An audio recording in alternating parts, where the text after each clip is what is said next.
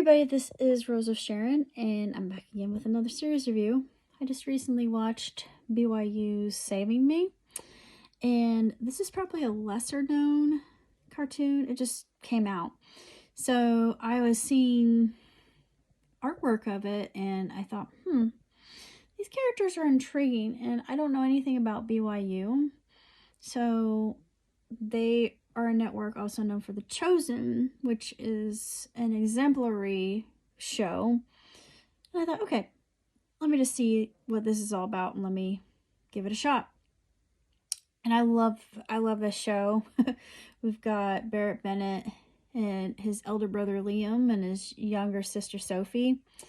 And it's very cyberpunky because it takes place in the near future. I'm not sure what century it's actually taking place in. But the whole premise is you've got 11-year-old Bennett, and then you've got his 65-year-old self, I do believe, that's coming back into time to basically do some things over. But he's only a projection. He can only be seen and heard by Bennett, not anybody else in the family. And there's something interesting going on. We're given a little bit of inkling that the dad is actually a spy, and the mom herself, she's actually the masked hero. I mean, I knew she was. I'm sorry for all the spoilers, but they made it pretty obvious. I'm like, that's the mother. And they left it at a cliffhanger because he was actually able to see her little secret entry. So I thought, okay, I'd love to see more, honestly. And I love the character designs. I like the show and the premise of it, and the moral takeaways, the lessons that are learned for Bennett's life score to actually go up, because there was last episode was more about him trying to make it plummet, and then that would have just taken the timeline down with it. But yeah, I'm interested, and I love time manipulation, so I'm really intrigued how Bennett got that way to begin with. I mean, where did it go so wrong? And question is, can there ever be some kind of redemption? Because I don't think it's ever too late, even for someone at Bennett's age, to have redemption.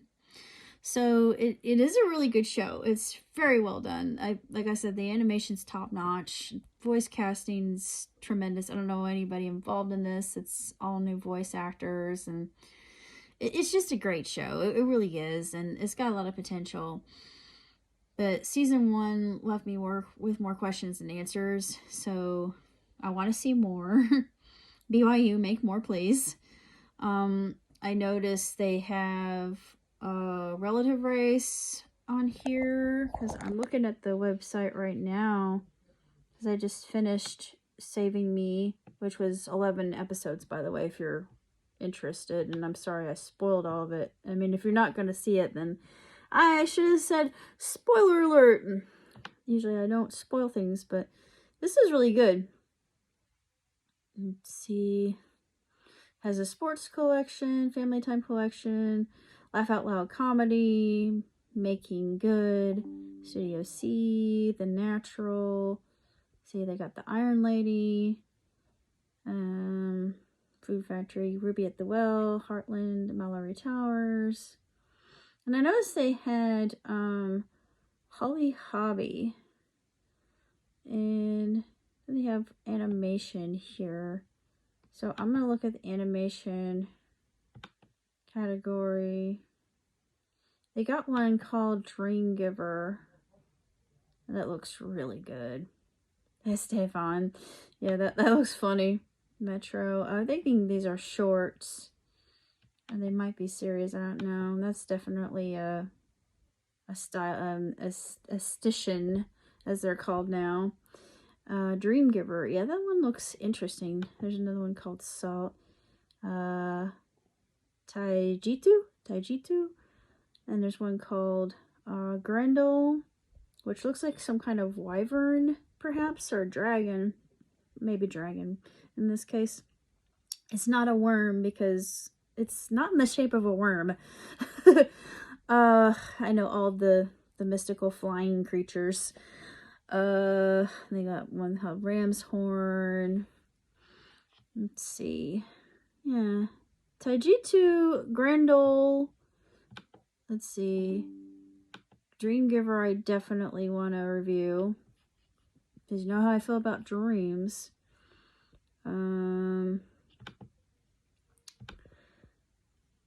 Rick and Morty has a new season coming out, so you know I'm all over that. But I recently saw Summer Sleepover, and yeah, that was different and interesting. And I'm wondering how it fits into the canon, if any other Rick and Morty fans are out there. I'm sure it does, because this is before the whole portal gun thing, and I haven't seen recent Rick and Morty, so yeah, I need to, because last season was really emotionally charged, but I really liked it. And we all know that Rick and Morty are basically the same person. It's his id. Well, I would equivocate Rick to the id, because the superego would be Morty, I think, because superego is more in control. The id is the impulse. So yeah, it's kind of interesting seeing the juxtaposition of the personalities, because you know it's all one and the same person. Let's see, what else do we have? Holly Hobbie. Yeah, I grew up with Holly Hobbie. So yeah, I definitely want to see that. But my next one, and then they have, of course, Black Stallion, which is classic. I've already seen. I love Black Stallion. It's one of my favorite books. But that one's just familiar, and yeah, I will have to definitely do some reviews here, because this is a good it's a good station. Of course, it also has The Chosen. But that's pretty much all I got to say about Saving Me. So until next time. Oh, I should say, I remembered that the that Oddballs is Oddballs has been out for a while now, and it seems I'm kind of slept on it, and I've been a fan of The Odd One Is Out, just like I've been a fan of Psychic Pebbles, or I think it's Psychic Pebbles, the guy who does Smiling Friends.